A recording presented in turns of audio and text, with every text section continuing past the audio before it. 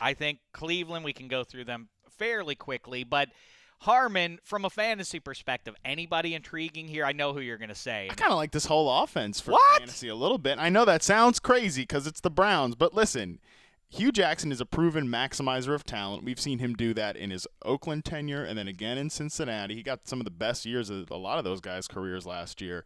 And I like the talent level. I mean, Corey Coleman, I think, is going to be a stud. He could be early on with star. RG3 throwing him the ball. Well, I mean, I think that he will be a volatile asset. Like, he'll produce some big games and then a couple of, 3 for 40 type of lines. And that's fine, but I think you're going to be chasing those big games. Down the line, I think he could be a legit number one receiver. RG3 is the as big an X factor as there is in all the NFL, except this team is not, no matter what happens, isn't going to be competitive for the Super Bowl or anything. But sure, but then you got Josh Gordon. If he takes off. If Gordon comes back even at 80% of what he was, that's a pretty big boost for an offense that has some other pieces. I mean, Gary Barnidge, I think, had a legit breakout year last year. The two backfield guys are interesting because they I thought that's what you were going to say was Duke Johnson. I think that guy is a real value in fantasy. I think he's year. already being taken at his ceiling. When he goes in like the 5th, 6th round of especially non-PPR drafts, like he caught 62 passes as a rookie last year. I could see him finishing even a little bit less because they've just got more threats now. They've got Coleman, they've got Barnidge, they've got Gordon when he's playing. I like Rashard Higgins, who I mentioned up top. He's probably not going to be a big factor, but at the same time, like they've just got more weapons to spread it around to than just taking a lot of dump-offs to Duke Johnson. I think a lot of people, just because their name is the Baltimore Ravens and we've come to expect a certain level of success from them, so the assumption is, well, they won't be down for too long. Handsome, 6-10. Am I overly aggressive with my expectations of them staying down where they were I think year? you are. I think that the Ravens could bounce back, and so much of that was, again, last year was injuries and people not being available to them. I think 9-7 is probably their ceiling, but it could happen again. It doesn't seem likely with that team. I just don't like I say it all the time, but I don't love the depth that they have on either side of the line, and that's a major factor. That's a principal aspect of why they are relevant more seasons than not. That's sort of going away now. We've watched that attrition over the last couple of years. And Flacco, for all the talk, and people want to, when you complain too much about someone, when you keep having to say, he is so elite, maybe he's not elite, finally. Maybe Joe Flacco is very good, and he's clutch, and believe me, as a Steelers fan, he goes into Heinz Field and plays his best ball every time he goes in there. Bengals at 9-7, like I say, I think the Marv Lewis thing at some point, Marv is a steady hand, and successful franchises obviously know when to stick with a guy.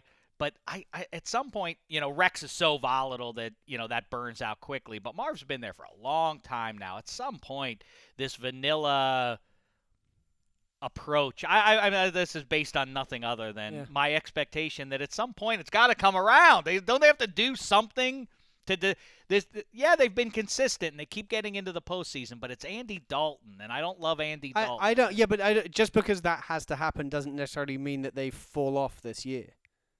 I agree with you that Marv is not the guy that's going to lead this team to a Super Bowl. Just like, if you remember back when the Buccaneers started rising and Tony Dungy took them to a height and then probably couldn't get that team over the top. I don't think it necessarily means that they're going to fall off. I think they'll still be the type of team that gets to the playoffs, relatively easily and then probably falters there. To prove your point on Andy Dalton, all you got to do is look back at the last 3 years. In 2013, he was a really strong, productive quarterback when he had all of his weapons there. And same thing last year when they had Marvin Jones, Mohamed Sanu. Those guys are gone. They had Tyler Eifert breaking out. And then in 2014, when A.J. Green was hurt and Eifert was lost for pretty much the entire season, he was bad in 2014. And he now is classic. We called him a Brussels sprout the other day. Yeah, Brussels sprout is not good on its own. You really need the bacon bits and all the dressing to make. I don't know about the bacon bits and the Brussels sprouts, by the way. No, you're wrong about that. I mean, it might taste better, but what's the point of eating Brussels sprouts if you're going to put bacon in there? Because Brussels sprouts are inedible is the point. That's so wrong. You're not making your Brussels sprouts right. Well, we'll talk recipes on sure. that, but I can give you a couple of restaurants in the Los Angeles area that really, they're doing people are doing miracles. good things with Brussels sprouts. At the top of the division, call me a homer all you want, but I will remind you. Let me tell you something. 4 straight years now, I have correctly called the Steelers' final record. I mean, that's remarkable. Call me a homer all you want. That's pretty good. I've told you what their record's going to be for 4 straight years. I would call that a humble brag, but there's nothing humble about it. That's awesome.